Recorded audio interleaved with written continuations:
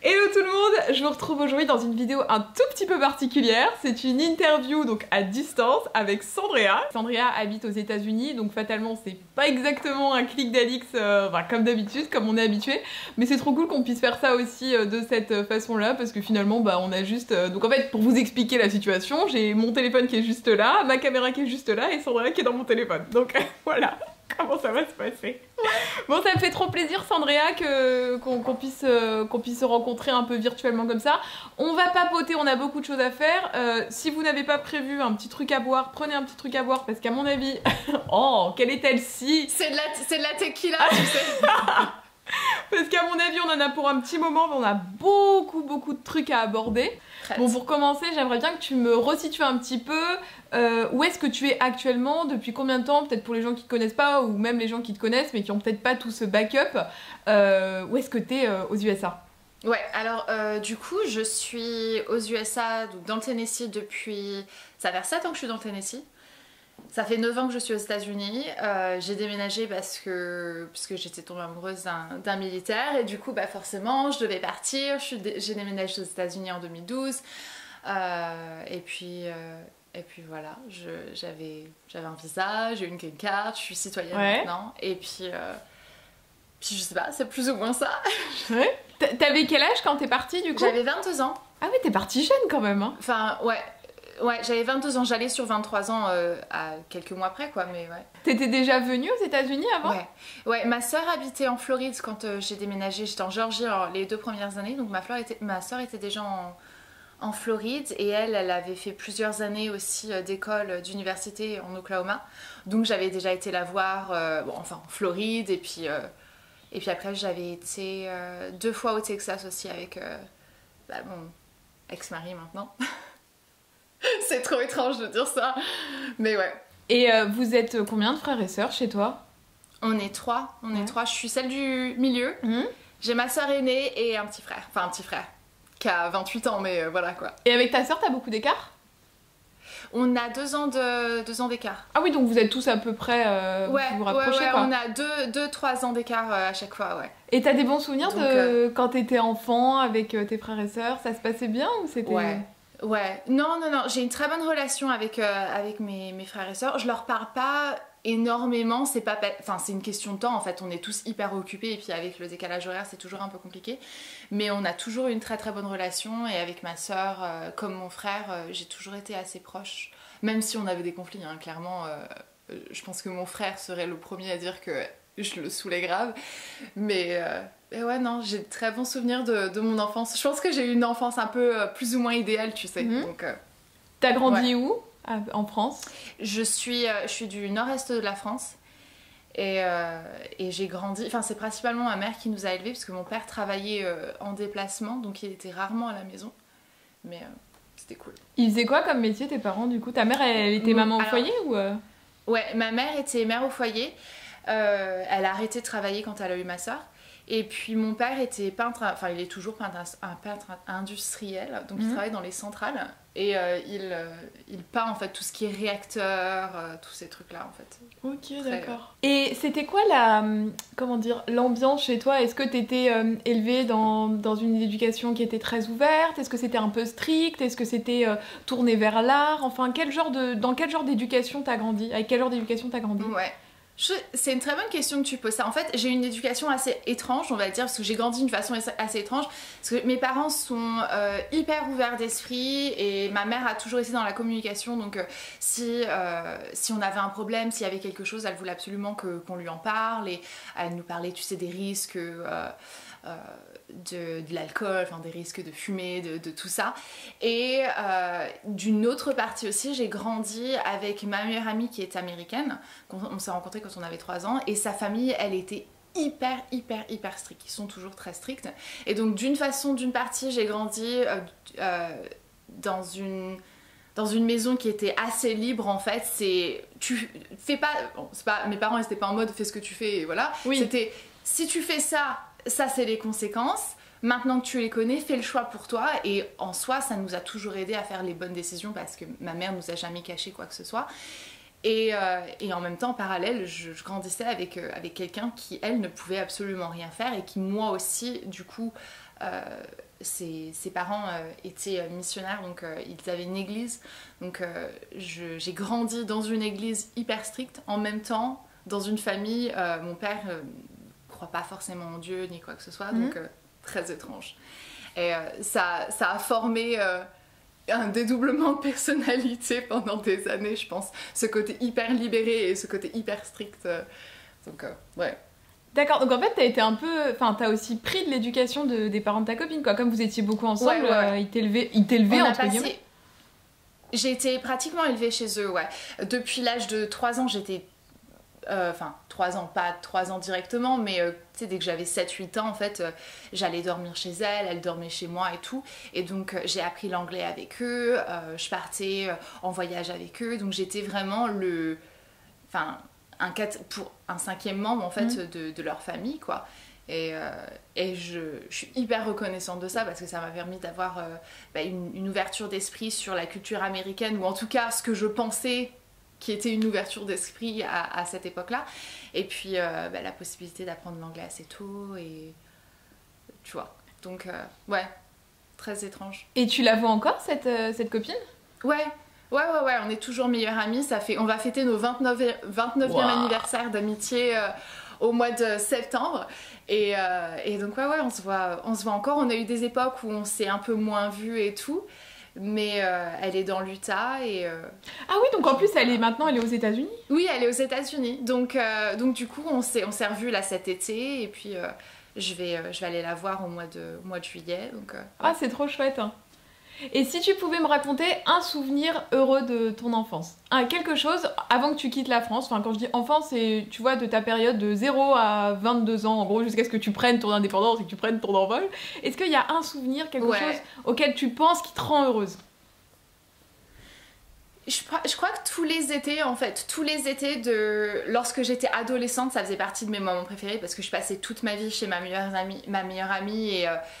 Enfin, on faisait les 400 coups et tout, donc ça c'est un de mes moments préférés. Et puis, je pense les quelques mois avant que je déménage des États-Unis, donc j'étais plus réellement enfant, mais ma meilleure amie avait son premier petit garçon, moi j'avais mon permis, on était tous les 3 tout le temps ensemble, et on se baladait un petit peu partout, tu vois. Enfin, ça fait partie de mes moments préférés, de elle, moi, son bébé dans la voiture, aller à McDo, enfin, tu vois. À faire les trucs, ouais.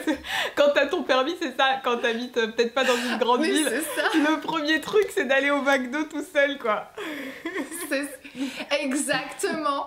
Et le McDo, chez nous, il venait à peine d'être construit, donc du coup, c'était... c'est le truc qu'il fallait faire, quoi. Le Graal, quoi. Et est-ce qu'à cette époque-là, entre la fin du lycée et avant que tu partes aux États-Unis, t'as bossé en coiffure, c'est ça, il me semble, que j'avais vu dans plusieurs de tes vidéos Ouais. J'ai fait une année de seconde, et j'ai rien foutu cette année-là. Et à la fin de l'année, ils m'ont dit, bon, écoutez, franchement, ça va pas trop, quoi. Et je dis oui, ça va pas trop. Et donc j'avais le choix, en fait, de soit recommencer, ou soit partir en école de coiffure. Et je me suis dit, tu sais quoi, j'avais la flemme, en fait. Je voulais faire littérature. Il y avait plein de choses que j'avais envie. J'avais envie de bosser dans l'art, dans l'histoire, ou professeur d'anglais, ou un truc comme ça. Et ça m'a juste pris la tête. J'en ai eu marre, en fait, de devoir m'asseoir dans les cours de sciences, maths et tout. Ça, c'était l'apocalypse pour moi, c'était vrai. Et donc ma mère, elle me dit, tu sais quoi, je dis, je pense que toi tu serais bien en coiffure, en fait. Je te vois bien coiffeuse. Et j'y ai réfléchi pendant tout l'été, je me suis inscrite en école de coiffure, et puis ça a été un petit peu un amour instantané, en fait. Je savais pas que j'avais cet amour pour la coiffure jusqu'à temps que ma mère, elle me dise, je te verrais bien là-dedans, quoi. Donc t'as fait ta formation pour être coiffeuse, et t'as bossé en tant que coiffeuse ? J'ai bossé en tant que coiffeuse, j'ai bossé dans la coiffure. J'ai eu mon diplôme en 2009, j'ai fait une année supplémentaire 2010, et donc j'ai bossé pratiquement 2 ans dans la coiffure après être diplômée, quoi. Et t'étais en salon ? J'étais en salon, okay. Moi et ma patronne, juste nous deux. C'était le rêve, je l'adore, on communique encore régulièrement, et c'est une femme juste... incroyable, et j'avouerai qu'il n'y a pas une semaine où je ne pense pas à elle et où je regrette pas un petit peu, tu sais, ces journées en salon, parce que c'était le kiff, quoi. C'est vrai qu'aujourd'hui, avec toute la nouvelle génération de créateurs de contenu qu'il y a beaucoup de jeunes maintenant qui, dès la sortie du lycée, ou même d'ailleurs vont pas jusqu'au lycée et se mettent directement dans l'influence à fond. Et il y a encore des gens donc, de l'ancienne génération qui sont là depuis longtemps, parce que toi ça fait quasiment 10 ans que tu es sur YouTube, qui ont bossé. Est-ce que tu penses que ça te permet aussi d'aborder ton métier un peu différemment, le fait d'avoir travaillé avant? Travailler dans une entreprise qui n'est pas la tienne, j'entends. Ouais. Je pense que oui. Je pense que déjà, le fait en fait de savoir qu'il n'y a pas que ça, et au-delà du... Enfin, on sait tous qu'il n'y a pas que ça, mais de se dire en fait que tu peux faire ça aujourd'hui, mais peut-être que demain tu vas pas faire ça en fait. Et les choses changent assez rapidement, et sur YouTube, bon, je pense qu'on le sait tous que... Enfin, sur les réseaux sociaux, ça change assez rapidement, donc de me dire que je suis pas perdue, oui j'ai mon diplôme, quoique je sais pas si jamais je rebosserai dans la coiffure, parce que les choses ont beaucoup changé, et j'appréciais le cadre dans lequel je travaillais, parce que c'était un duo assez fusionnel et tout ça, et je pense que c'est pas quelque chose que tu vas retrouver assez facilement. Mais de me dire que ouais, en fait, j'existais avant YouTube, j'avais un job, j'avais une profession, je pouvais faire ça, et de me dire que bon bah ça se trouve dans 2 ans je ferai plus ça, et c'est peut-être moins effrayant en fait de se dire que on a la capacité de faire autre chose que ce que l'on fait, parce que je pense que quand on est jeune on sait pas forcément qu'on est capable de faire autre chose que ce que l'on fait actuellement. Donc là, si on resitue, donc tu commences à être coiffeuse, machin, tu bosses bien avec ta patronne, tout se passe bien, et à quel moment on passe de Sandrea qui coiffe dans le nord-est de la France à Sandrea qui habite aux États-Unis et on est devenue une vraie petite américaine? En fait, je connaissais, donc j'ai rencontré Hunter en 2009. Donc j'étais pas encore complètement diplômée enfin j'étais diplômée de coiffure quand on s'est rencontrés, mais j'ai fait une année supplémentaire d'école, et on a commencé à discuter en fait en fin d'année 2009, et puis bon bah les choses ont fait que on s'est mis ensemble, on est resté ensemble pendant 2 ans, jusqu'à temps qu'on se dise bon bah en fait lui il était il partait... Il avait fait 11 mois en Corée du Sud, et puis moi j'en avais marre, enfin je dis c'est bon là, les relations longue distance en fait c'est soit on se met ensemble, ou soit bon bah c'est tout quoi, on fait nos propres chemins, et on a décidé de se fiancer, et c'est comme ça que ça s'est fait en fait. Je me suis fiancée, et puis bah, je suis revenue du Texas, je suis restée pendant 4 semaines, je suis revenue du Texas, je dis bon bah voilà, je suis fiancée, je vais me marier, et puis bah, on a fait les papiers pour le visa, et 9 mois plus tard j'étais partie quoi, donc j'ai annoncé à ma patronne, etc. Elle était très contente pour moi, et ça s'est fait comme ça en fait, assez rapidement, mais ça a pris plusieurs années, mais les décisions se sont faites assez rapidement quoi à ce moment-là. Et oui, parce que quand tu dis que qu'il était 11 mois en Corée, c'est parce qu'il était, il est peut-être à la retraite maintenant, mais il était militaire, c'est ça? Il était militaire, ouais. Okay. Il était militaire je l'ai rencontré quand il était basé en Belgique, et il a été militaire pendant 10 ans. Ouais. C'est pas dur ça, en tant que femme, d'avoir la peur au ventre? Enfin, est-ce que tu le ressentais ou pas? Ou t'essayais d'un peu l'occulter? Non, en fait, la réalité, c'est que j'avais pas peur pour sa sécurité, plus que ça. J'avais plus... Ce qui était plus pesant en fait, c'était le fait de savoir que la famille passe toujours après en fait. Ouais. Donc moi au début quand j'étais seule, bon c'est une chose, quoique je déménage aux États-Unis, 4 mois après il a été déployé en Afghanistan, donc j'ai passé les 9 premiers des 12 premiers mois de ma vie aux États-Unis, je l'ai passé seule avec Tyson. Et donc ça c'était un peu compliqué. C'est le fait d'être seule continuellement, de savoir que si jamais il y a un appel à 4h du matin, en fait, toi, tous tes plans, si jamais tu avais prévu autre chose, tout s'annule. Et quand tu as un enfant, en fait, il est parti de 5h du matin à 5h du soir, donc je gérais tout toute seule. Et c'était plus pesant, en fait, parce que j'étais toujours seule et que je gérais tout toute seule, plutôt que inquiète pour sa sécurité en fait. J'étais plus facilement inquiète pour ce qu'il pourrait faire avec ses copains militaires que autre chose. Ouais, tu penses quand même à ces trucs-là quand t'es chez toi, tu m'étonnes. Tu parles de ta petite fille parce que vous avez une petite fille ensemble. Elle a quel âge aujourd'hui? Ouais. Elle aura 6 ans au mois de de juin. Elle aura 6 ans au mois de juin. J'ai du mal à parler. À chaque fois que j'ai une interview en fait comme ça, tu sais, je suis en mode mon cerveau est complètement déconnecté et j'ai rigolé que c'était de la tequila, mais ce n'est pas de la tequila. Peut-être qu'avec la tequila, je fonctionnerais mieux en fait. Je me souviens des vlogs grossesse que tu faisais. J'ai l'impression que c'était hier. J'ai pas du tout l'impression que c'était il y a 6 ans, quoi. J'ai l'impression que c'était hier aussi, honnêtement. Et ça passe trop vite. Ça passe juste trop vite. Mais ouais, non, elle va avoir 6 ans. Et c'est dingue. T'es épanouie dans ton rôle de maman? Je pense plus maintenant que je ne l'ai jamais été, honnêtement. Les premières années de... Déjà, ma grossesse était assez compliquée. J'ai dû rester allaitée pendant 7 semaines, donc c'était hyper long. Et sur le moral, en fait, c'est très pesant pour moi qui bouge tout le temps, qui fait tout le temps des trucs et tout. Je pouvais pas... Rien que m'asseoir, en fait, c'était même pas possible. Donc, je pouvais pas filmer, je pouvais rien faire. Et puis après, les premières années après sa naissance, je me suis pas forcément rendu compte que j'étais pas réellement bien dans mon rôle de mère, tu sais. Ouais. Je pense que je suis passée en fait, les choses se sont faites tellement rapidement et j'étais toujours tellement seule que j'avais pas le choix que de fonctionner, mais en même temps je fonctionnais un petit peu avec j'ai eu l'impression d'avoir un brouillard en fait pendant des années de... Enfin, je sais pas, tu te lèves, tu fais ça, tu fais ça, tu fais ça, tu fais ça, tu te couches et tu recommences. Et donc, j'ai pas forcément profité, j'ai l'impression, d'elle et de mon rôle quand elle était plus petite. Et aujourd'hui, maintenant qu'elle est un peu plus... déjà, enfin, peut-être que vous pouvez partager plus de choses parce que si elle parle, parce que... voilà, c'est pas comme quand c'est un bébé où tu dédies ton temps à t'en occuper. Là, pour le coup, il y a un vrai échange... un échange différent qui se crée, quoi. Ouais, je pense, si je suis honnête, c'est pas le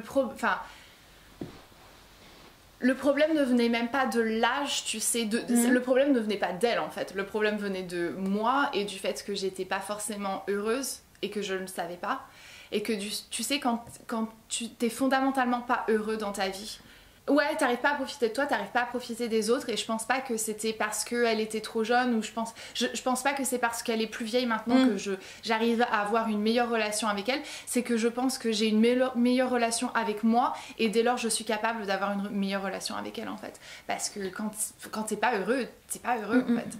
Oui, parce que tu rayonnes, et de toute façon ton rayonnement va aussi impacter les autres, je pense, quand t'es quand t'es mieux avec toi-même, quoi. Enfin, c'est ça, et quand t'es psychologiquement, quand t'es pas bien, t'as pas envie en fait, t'as pas la patience pour un enfant qui est en train d'essayer d'apprendre à faire quelque chose, ou t'as pas la patience, tu sais, il y a une crise, 2 ans, 2-3 ans, c'est les pires moments où tout est une crise, et t'as juste pas la patience en fait de gérer ça, et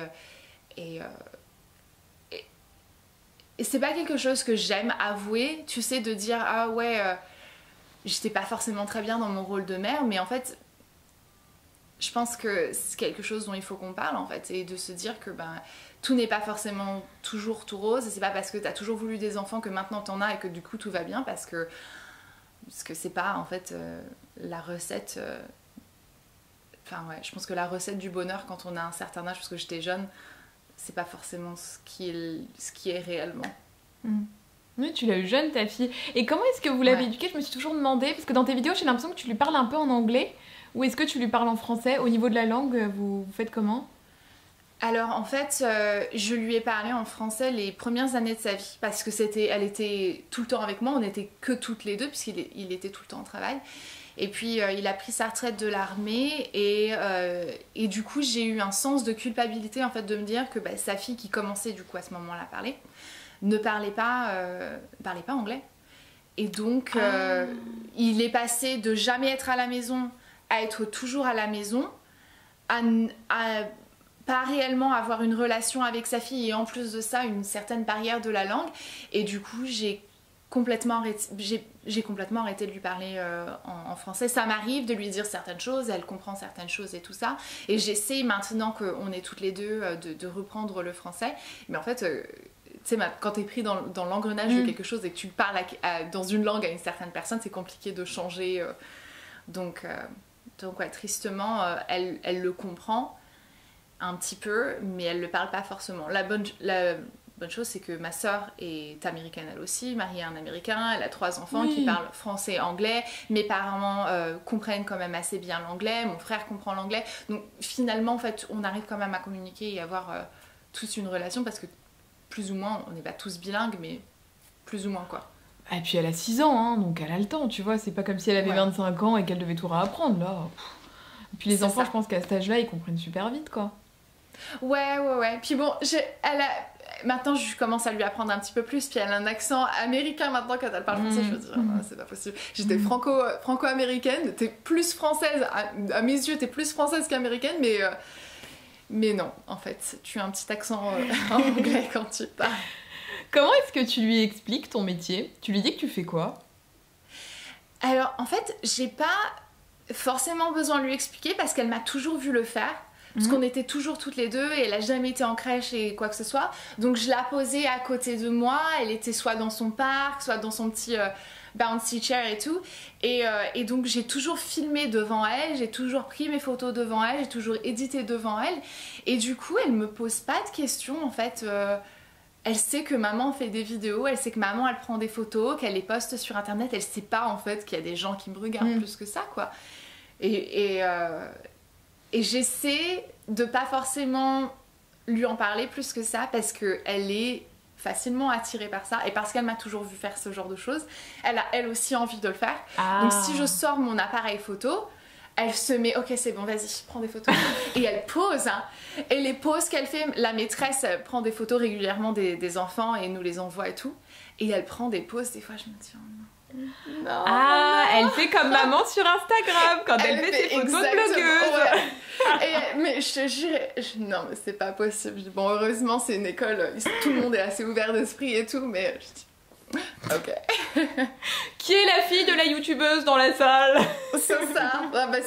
Du coup c'est assez facile à repérer quoi, parce qu'elle est toujours en mode. Trop mignon. Parce que toi tu l'exposes pas ta fille sur les réseaux? Non, ça a été une décision que ma sœur a toujours fait ça, elle expose pas à ses enfants non plus, et ma sœur ne travaille pas du tout dans les médias ni quoi que ce soit, hein. Mais c'est quelque chose que je me suis toujours rendu compte qui était assez sain en fait de faire, de pas faire du coup. Et je vois pas en fait, alors évidemment il y a des bénéfices à montrer ses enfants sur les réseaux et tout, je sais très bien qu'elle est trop belle, donc évidemment je mais ça n'en vaut pas en fait, ça n'en vaut juste pas la peine pour moi. Je pense que chaque individuel devrait avoir le droit de s'exposer sur internet, sachant que tu peux pas supprimer ce qui est mis, et donc je pars du principe que elle a le droit à son anonymat le plus que possible, et sachant qu'on est tous de plus en plus confrontés à ce problème d'anonymat, qu'on le veuille ou pas, parce que on est tous filmés, enfin si jamais vous habitez aux États-Unis, on est tous filmés, on est tous enregistrés, et ouais, je préfère, peut-être que c'est du psychotage, mais je préfère la protéger quoi. T'as envie de lui inculquer quoi comme valeur à ta fille? Ou qu'est-ce que tu lui inculques d'ailleurs? Ouais,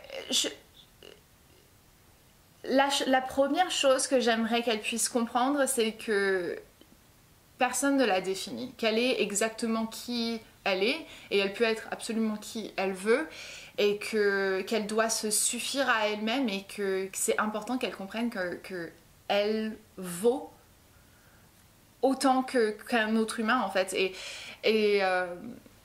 ces derniers mois, ces dernières semaines, elle commence à poser un petit peu plus de questions. On a eu les élections présidentielles, on a eu Covid, on a toujours Covid. Et c'est des choses que j'aimerais bien lui faire comprendre en fait. Lui faire, Covid, d'où est-ce que ça vient? Ça me saoule, on peut rien faire, je dois porter des masques, je peux pas avoir papier et mamie. J'ai dit bah oui, j'ai dit je comprends, et je lui explique en fait, tu vois, ce genre de choses. J'ai dit on a ça parce que le monde fait ça en fait. Et quand on a eu la présidentielle, je lui ai expliqué en fait les choses, et quand on a eu enfin la première vice-présidente américaine, je lui ai dit tu vois, elle a fait ça et tout. Donc je pense que j'essaye de lui inculquer les valeurs d'une femme forte qui sait qu'elle est capable de faire tout ce qu'elle veut sans forcément avoir l'aide de quelqu'un, mais en sachant que même si jamais tu demandes de l'aide, ça veut pas dire que t'es moins forte.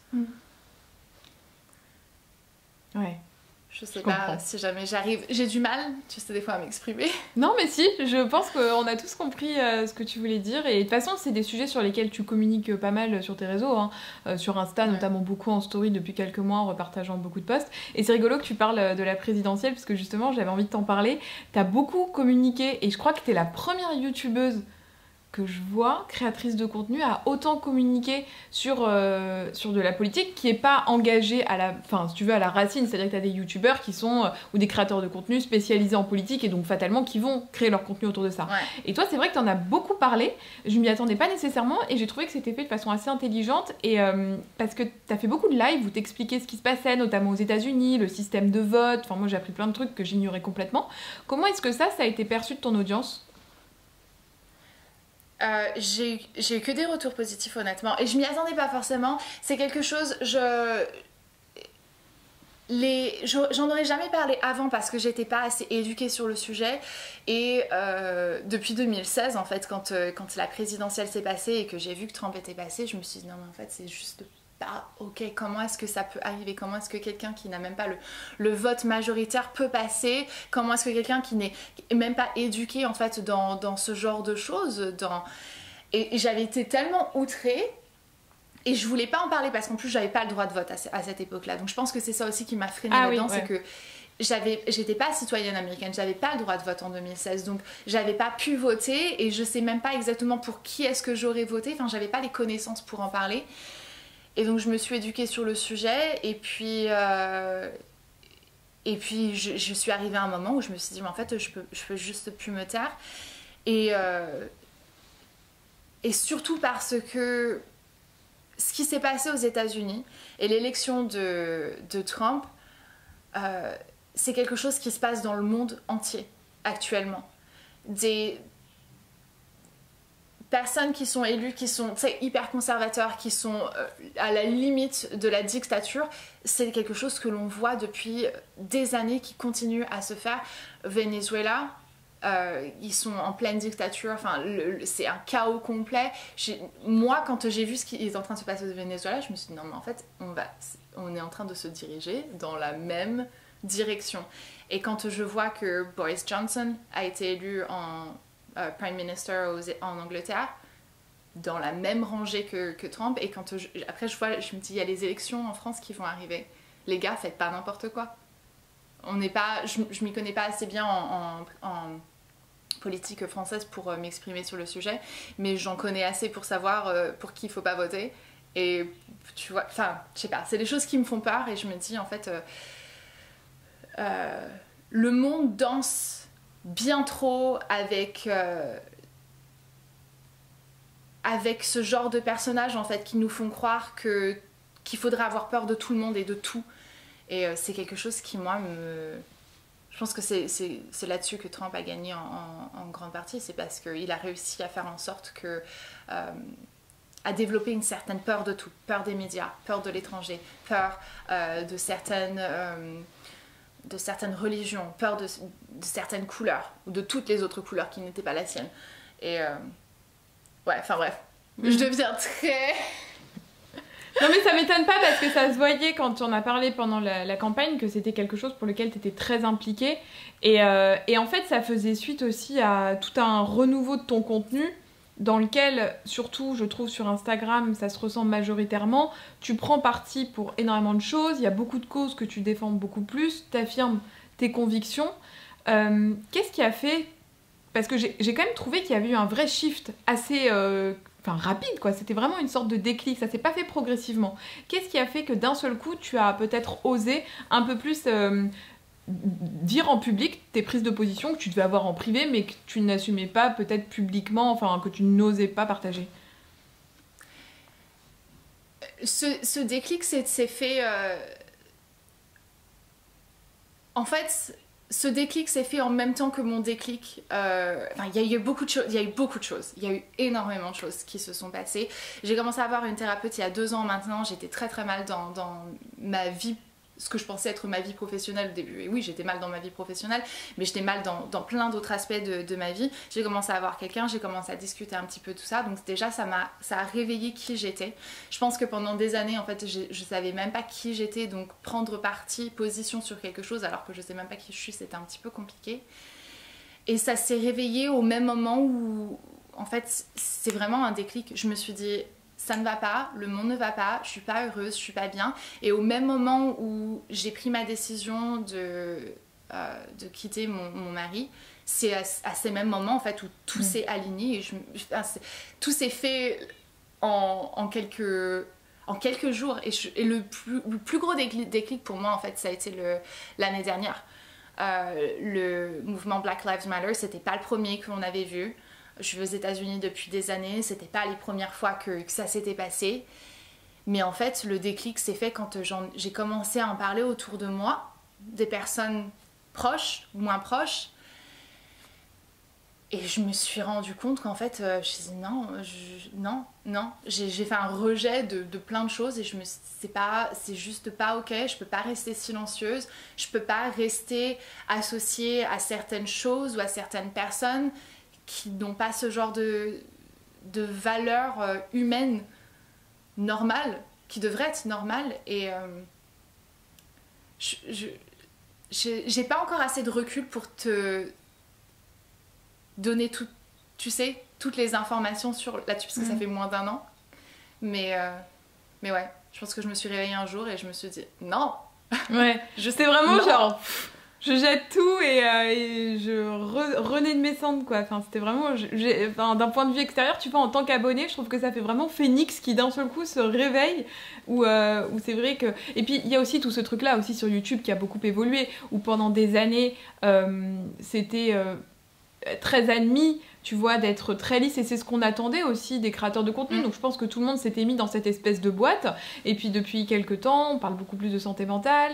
Les gens, justement, apprécient un petit peu plus découvrir une autre personne et pas simplement une personne virtuelle qu'on retrouve 2-3 fois par semaine, mais en réalité, qui donne pas plus. Je pense que c'est bien aussi, tu vois, de montrer qu'on est normaux, et même pour les gens, puisqu'il y a énormément de gens qui se comparent sur les réseaux, et ça doit les rassurer aussi de voir que ça va pas forcément toujours très bien, et qu'on peut en parler. Mais chose que t'as faite avec ton divorce.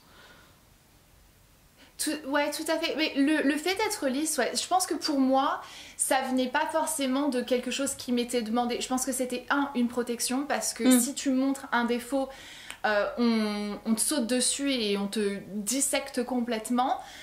Donc c'était une façon de me protéger parce que j'étais jeune et que je savais pas faire autrement, mais c'était aussi parce que j'ai été élevée en fait d'une façon où pas par mes parents, mais du coup par les parents de ma meilleure amie, c'est qu'on devait être parfaite, on devait être toujours je devais avoir ma place, mon rôle, et je ne pouvais pas en fait avoir un mot de plus, tu sais, enfin, ça faisait partie de notre mentalité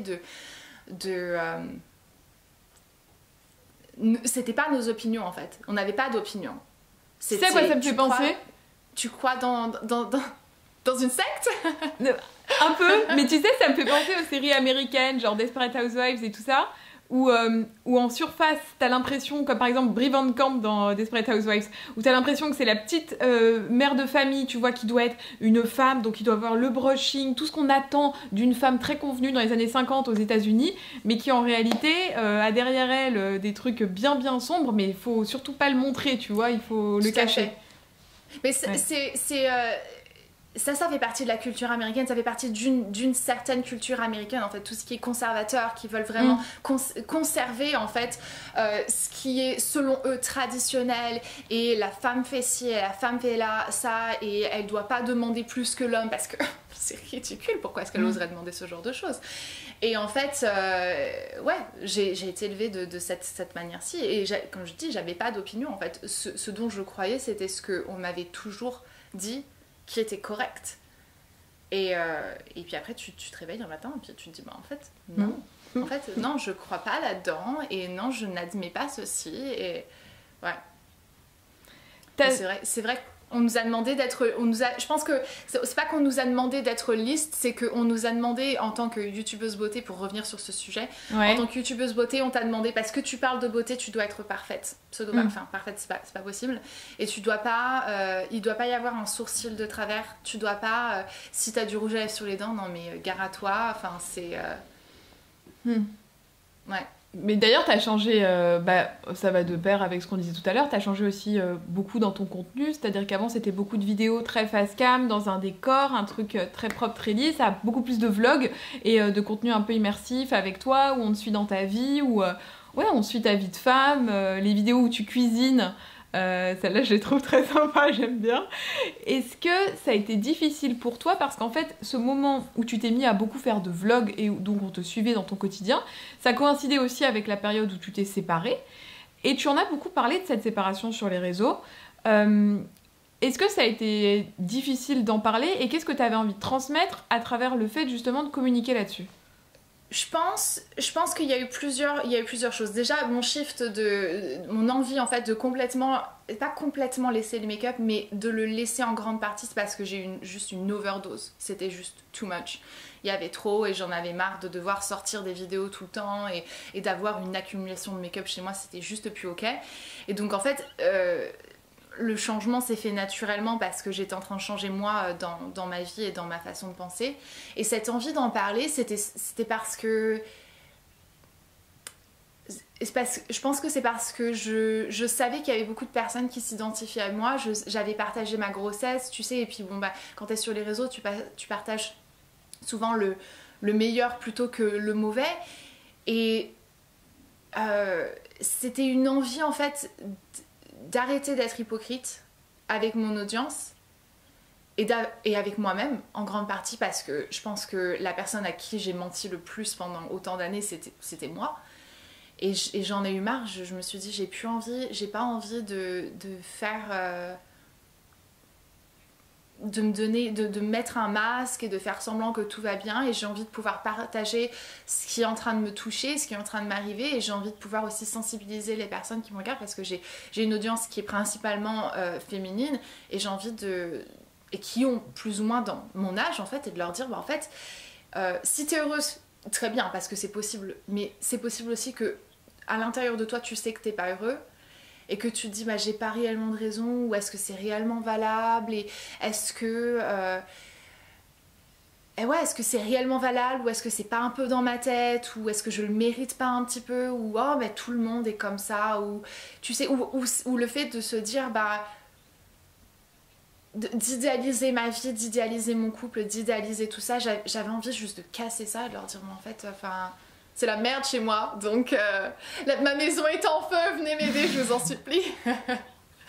Et je pense que c'était ça, juste ce besoin de casser la façade, et les vlogs c'était ça aussi en fait, d'être toujours en face cam avec des lumières mises à un certain angle pour qu'on voit absolument pas mes cernes, et d'en avoir une au-dessus de moi, et d'avoir un truc qui réfléchit la lumière sur mes jambes, et ça, c'est fatigant, c'est juste fatigant de devoir garder une image, tu sais, qui n'est pas la tienne, et j'en ai marre, je suis fatiguée. Et là, t'as l'impression d'avoir trouvé qui t'étais, en tout cas sur les réseaux? Qui je suis sur les réseaux, je sais pas en fait si jamais ça a réellement de l'importance pour moi. Je pense que ce qui a le plus d'importance pour moi, c'est de savoir qui je suis chez moi, dans ma tête, tu sais. Et après, ce que je partage, je le partage. Et ce que je partage pas, je le partage pas. Donc, je pense que la seule place que je peux me faire sur les réseaux, et la seule personne que je peux être, ça doit juste tout simplement être moi, ouais. T'es heureuse dans ton boulot en ce moment? Ouais, maintenant que je reprends un petit peu plus, j'ai pu refilmer et tout, j'ai cet espace et tout, un peu plus. J'étais très... Je me rendais pas forcément compte que j'étais très mal pendant très longtemps, tu sais, de devoir suivre des trends et de me dire oh là là, il va falloir que je reçois ça à ce moment-là, il faut que je filme ça maintenant parce qu'il faut que ce soit posté à cette heure-là avant que ça sorte pour que puisse machin et tout ça. Et c'était et j'aimais bien la cadence dans laquelle je travaillais, je vivais, je me déplaçais énormément, et puis après on a tous été soumis à Covid et au fait que tout s'arrête d'un coup et tous mes projets de 2020 se sont arrêtés et je pense que j'aime pas dire ça, mais je pense que si c'était pas pour Covid, je sais même pas si jamais les choses auraient forcément changé de la façon qu'elles ont changé, parce que j'étais tellement prise à faire ça, et voyager ici, et être là, et être ça, que j'avais pas le temps de, moi, prendre le temps de faire un pas en arrière, de penser à toi. De regarder un petit peu, est-ce que ça me plaît en fait, est-ce que je suis en train de faire quelque chose qui me plaît, ou est-ce que je le fais parce que je l'ai toujours fait et qu'on attend de ça, et qu'on ait le temps du dernier, enfin je sais pas, 26 février, et oh là là, ma vidéo sur mes tops et flops n'est pas encore sortie, enfin... Donc ouais, je prends goût dans le fait que on m'accorde une liberté en fait, et j'ai une communauté absolument exceptionnelle, parce que j'ai très peu posté pendant la dernière année. Et à chaque fois que je poste, tout le monde est là et on m'offre cette liberté de pouvoir m'exprimer de n'importe quelle façon. Et ça, c'est hyper libérateur de me dire, bah en fait, je peux faire ce que je veux, je peux parler de ce que je veux. Est-ce que t'es aidée dans ton travail? Parce que parfois ça peut aider, tu sais, à prendre un petit peu de perspective si t'as quelqu'un qui travaille avec toi pour gérer tes mails, ou je sais pas, est-ce que t'es dans un network? Est-ce que t'as une assistante ou t'es toute seule? J'ai un network, je travaille avec M6, donc Golden Network, même network que Oria. Et donc, même, on est différentes, mais même expérience, très bon network, ils sont absolument formidables, et ça va faire 6 ans cette année que je travaille avec eux, et je me vois pas travailler avec une autre équipe en fait. Ils gèrent pas mes mails, ils gèrent uniquement en fait mes collaborations. Donc si jamais je reçois un email et que la collaboration me plaît, je leur envoie et je reste dans la boucle, mais c'est eux qui gèrent ce genre de choses, parce que je pourrais pas prétendre en fait être capable de faire ce genre de choses, de démarcher les marques, c'est même pas la peine, mais en plus de ça, tu sais, de me vendre, c'est pas quelque chose dont je suis capable, et j'aime pouvoir garder une relation avec les marques qui n'est pas monétaire, tu sais, qui n'est pas atteinte par le qui n'est pas atteinte avec le business et tout. Et mais non, sinon je travaille seule, j'ai pas d'assistant, j'ai pas de crew caméraman, j'ai des amis qui prennent des photos de moi de temps en temps, mais sinon c'est moi, mon timer, ma caméra, Piotr parfois qui m'aide. Mais non, je travaille seule, j'ai toujours travaillé seule, et parfois je me dis que j'aimerais bien avoir quelqu'un qui puisse travailler avec moi, mais on n'en avait pas forcément parlé, mais j'avais laissé un commentaire, tu sais, sous une de tes photos, où je me dis, mais en fait, je suis pareil, je peux pas déléguer mon travail parce que je sais pas m'exprimer, et donc je n'arriverai jamais à t'expliquer exactement ce que je veux parce que je n'arrive pas à m'exprimer. Ah oui, non, moi c'est impossible, tu vois, par exemple pour mes photos, y a que ma maman qui peut me prendre en photo, parce que je sais que je peux lui dire, c'est ma mère, je peux lui dire genre, est-ce que tu peux te mettre accroupie s'il te plaît? Je n'oserais pas le dire à quelqu'un d'autre. Et pour les montages et tout, je me dirais, mais je passerais tellement de temps à dire, là faut que tu fasses un zoom, là faut que tu fasses un dézoom, là un cut, parce que quand je filme, je sais ce que j'ai dans la tête, tu vois, et je sais comment je veux que ça rentre. Je suis pareil que toi. Sur ça, c'est... Tout à fait. Micromanaging, c'est très mauvais pour nous, mais écoute, qu'est-ce que tu veux, on arrive... Moi je peux pas m'en défaire, et c'est pareil, j'avais laissé ma belle-sœur éditer 2-3 vidéos l'année dernière, début d'année, et elle travaillait très très bien, mais en fait moi ça me manque aussi, parce que j'aime bien pouvoir faire ça, parce que c'est l'aboutissement d'un travail, et si jamais je ne vois pas, et quand je tourne moi mes vlogs, je sais comment est-ce que je vais les éditer, et on a surtout pour mes vlogs c'est pas possible, parce que t'as des jumps où t'as un jour c'est ça, puis un jour c'est ça, puis après tu fais un retour en arrière. J'aime bien en fait faire ça, parce que je trouve que c'est plus actif plutôt qu'un truc hyper linéaire, et tu t'assois, tu dis bon bah ok, lundi, mardi, mercredi, jeudi, vendredi. J'aime bien pouvoir trouver le moyen de garder les gens, tu sais, assis à me regarder, à se dire okay, qu'est-ce qui va se passer. Est-ce qu'il va pas y avoir un petit make-up rose qui va popper? J'ai vu hier dans ta vidéo, enfin la vidéo que t'as sortie hier ou avant-hier avec ton liner rose, mais c'est vrai, parce que je te vois en train de te préparer et d'un seul coup, pouf, Sandrea dans son haul, et puis pouf, ça repart dans le dressing, et je suis d'accord avec toi, ce genre de montage dynamique, moi j'aime bien aussi. Après il y a une audience pour tout, il y a des gens qui aiment bien, tu sais, quand c'est limite pas de cut, hyper... Mais c'est vrai que je suis d'accord avec toi, j'aime bien quand il y a un peu de... quand ça pète quoi. Et au niveau des collabs... Voilà. Au niveau des collabs, chez toi, il y a un truc que je trouve qui est assez différent de certaines personnes, c'est que tu es en collab à l'année avec 2 marques, me semble-t-il, By Terry et Ouais. Google, si je dis pas de bêtises. Ouais.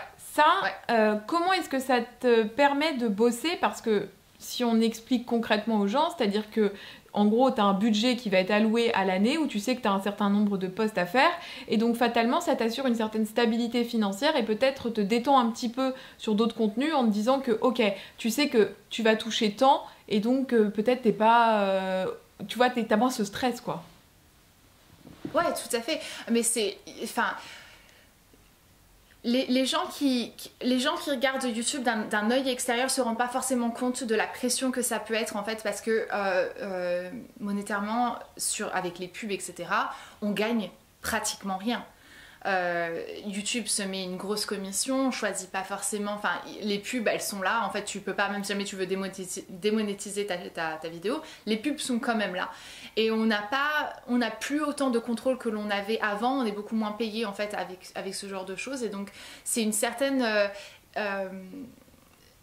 ouais, c'est une certaine liberté de se dire bon bah t'as ce genre de collaborations qui sont régulières, qui te ressemblent parce que ce sont des marques en fait que moi j'utilise continuellement et que ce soit les produits Google ou les produits By Terry, ça fait partie de ma vie de tous les jours et je trouve que c'est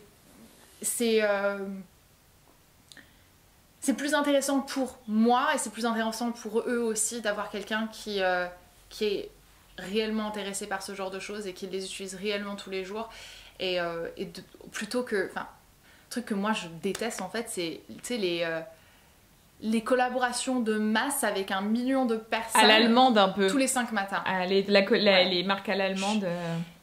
Je ne supporte pas ça. Je ne supporte pas ça et je dis pas que j'en ai pas fait parce qu'en fait il y a certaines marques quand ils sont sortis et tout j'étais hyper intriguée par Daniel Wellington par exemple. J'ai eu des montres Daniel Wellington, j'ai travaillé avec eux et tout ça. Mais après j'ai arrêté, ça a été très bref parce qu'en fait je me suis dit en fait moi je ne peux pas, je veux pas recevoir un brief comme ça. Je veux pas devoir trouver une date où je peux poster mon truc parce qu'en fait le mois complet est pris par 30 autres personnes qui vont parler de la même chose. Ça me ressemble pas, je trouve pas que c'est qualitatif et moi je préfère travailler avec des marques en fait qui disent nous on veut travailler avec toi. Oui. C'est avec toi que voilà, on veut travailler avec toi et on veut travailler avec toi sur le long terme parce qu'on apprécie ce que tu fais, parce qu'on croit en toi, on croit dans ton contenu et du coup c'est réciproque et non seulement c'est libérateur mais en plus de ça c'est juste je me regarde plus facilement dans le miroir en faisant ce genre de collaboration. Au niveau des collabs, est-ce que tu sens une différence du fait que tu sois aux États-Unis? Peut-être que est-ce qu'il y a certaines marques que ça freine ou au contraire que ça attire? Est-ce que tu arrives à avoir du recul là-dessus ou peut-être que ça change rien du tout d'ailleurs? Je sais pas, je pense pas. Parce que je travaille avec Google Nest Home France. Les produits que je reçois sont des produits donc, de la France avec les prises françaises, mais bon, t'achètes un adaptateur et puis c'est bon. Donc non, je pense pas forcément en fait que ça stoppe plus que ça. Et avec tes collègues?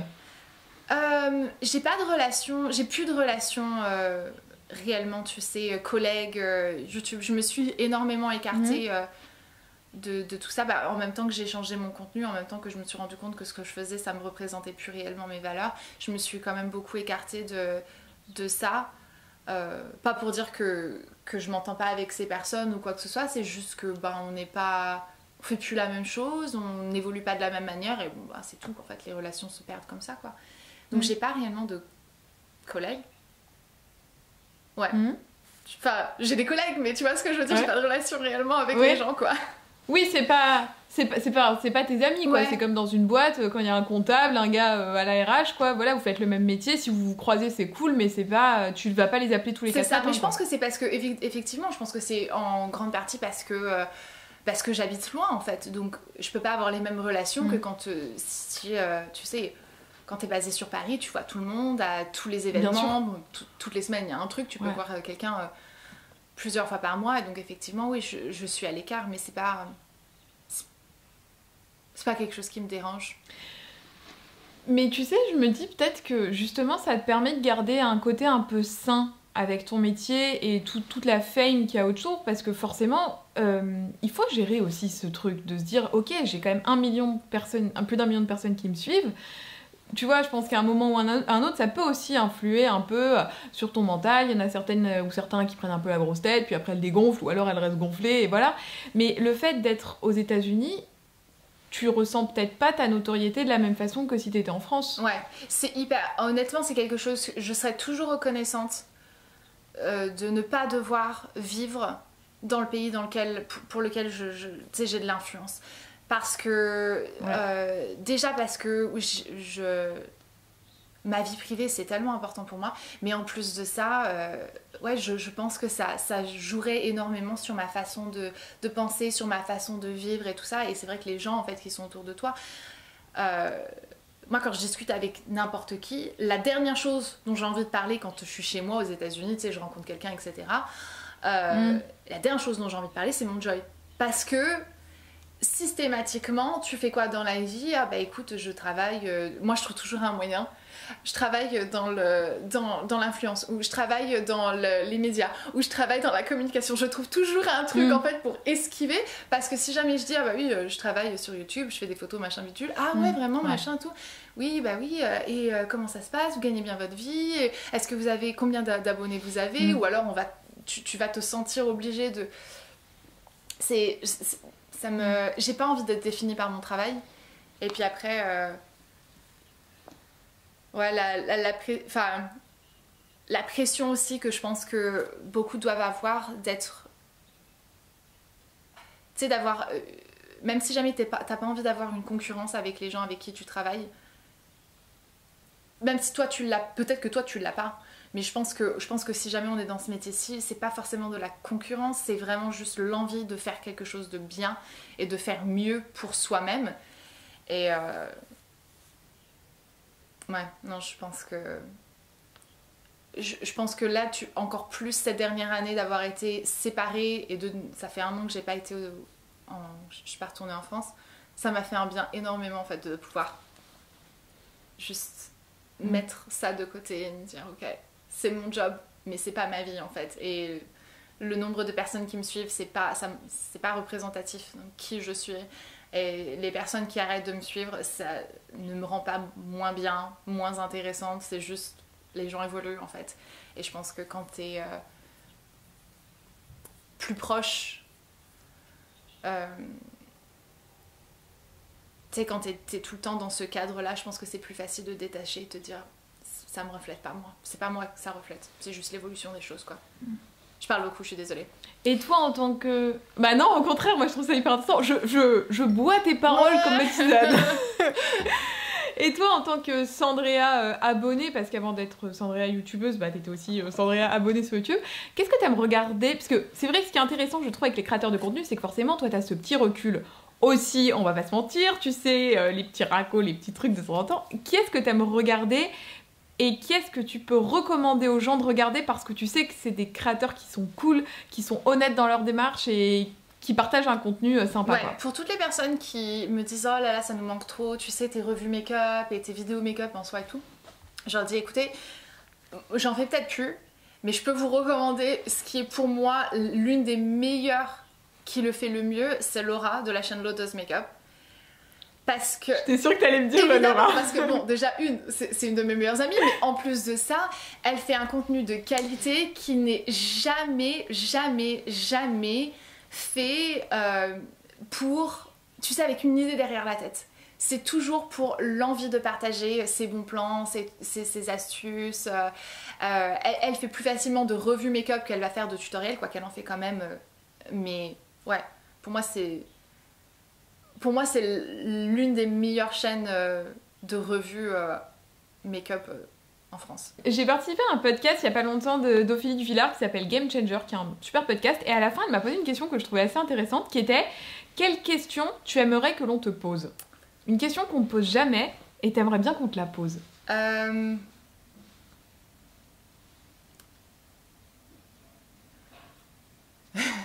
Je pense que ce serait à propos de la santé mentale en général, tu sais, ou de l'abus psychologique et tout, mais je sais pas, en fait, c'est une question, c'est un sujet sur lequel j'aime parler et j'aime pouvoir partager. Je sais pas si jamais j'ai encore j'ai déjà le recul pour pouvoir en parler. Alors la question ce serait, est-ce qu'aujourd'hui t'arrives à te détacher de l'influence de personnes qui peuvent avoir un impact sur ta vie? C'est une très bonne question. Elle est douée. En grande partie, je pense que ouais. Je pense que oui. Après, je pense que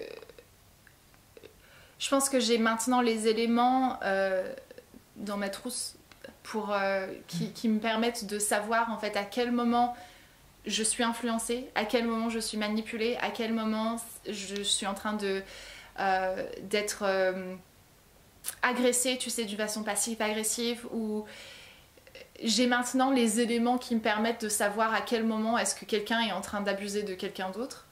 Et ça me permet de, moi, en fait, pouvoir faire un pas en arrière et ne pas réagir. Tu vois? De me dire, c'est pas moi le problème.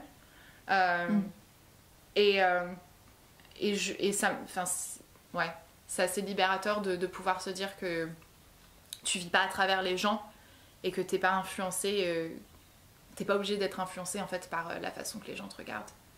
Et les gens, et la façon qu'ils veulent que tu sois aussi, quoi. Eh ben merci Sandrea. C'est une bien belle façon de conclure, ça fait 1 heure qu'on papote. Avant qu'on termine, je voulais te demander si t'avais, je sais pas si avec Covid c'est compliqué ou pas, mais si t'avais des projections, peut-être de collab, voilà, des projets qui arrivent dont tu peux un peu parler sur l'année 2021 ou 2022 même. Non, pas vraiment. J'ai des envies et tout, mais j'avouerais que mon focus n'est pas en fait sur les collaborations ni quoi que ce soit. J'aimerais déjà retrouver un rythme assez régulier sur ma chaîne. Je pense que ça sera une très bonne chose. Donc c'est un but, c'est un projet que j'ai pour moi. J'ai mes projets, mes collaborations annuelles, que ce soit Bytery, etc. Ouais. Quoi, mais non, sinon j'ai pas de réels projets. Je pourrais en avoir si je voulais me déplacer en France, mais en fait tant que je ne suis pas vaccinée, je refuse de me déplacer. Donc Ok, bon on attend alors. Voilà, ouais. Bon, et bah écoute, merci beaucoup. De toute façon, tout ce dont on a parlé, les chaînes YouTube, etc., c'est dans la barre d'infos, les réseaux sociaux de Sandrea dans la barre d'infos également. Venez nous faire un petit coucou sur Insta, parce qu'en plus sur Insta, Sandrea fait du contenu, mais laissez-moi vous dire que c'est magnifique. Je consomme ça. Non, franchement, je voulais te le dire parce que vraiment, c'est magnifique ce que tu fais. Et je sais que t'es toute seule, ou alors que parfois t'as une copine qui t'aide, mais enfin, il n'y a pas 1000 personnes autour des shoots, et c'est toujours hyper beau. Donc bravo, si vous aimez les contenus comme ça un peu originaux, allez voir Sandrea sur Insta. Je vous mets mon Insta juste là également. Et puis, bah, on vous fait des très très gros bisous. Et on vous retrouve très vite sur nos chaînes respectives. Ciao!